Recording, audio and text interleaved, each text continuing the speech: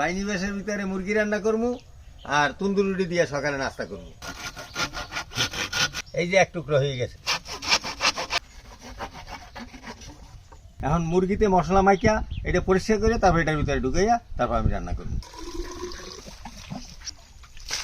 বাসটা ধোয়া হয়ে গেছে, এখন রোদ্র একটু শুকাই নি।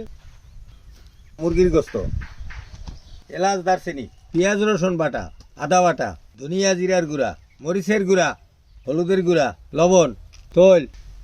আজকে বাম্বু চিকেন আর তন্দুর রুটি, সেই মজা হবে নাস্তা।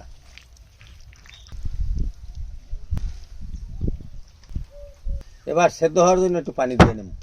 পানি, এবার মুখটা আটকাই দিই।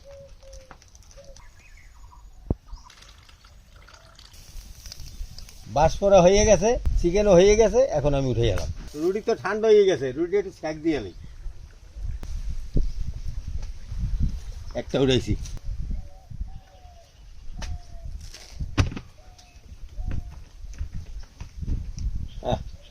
শুকিয়ে গেছে। তন্দুর রুটি দিয়ে খাও। বিসমিল্লাহ। ভালো থাকেন, সুস্থ থাকেন, দেখা হবে নতুন ভিডিওতে।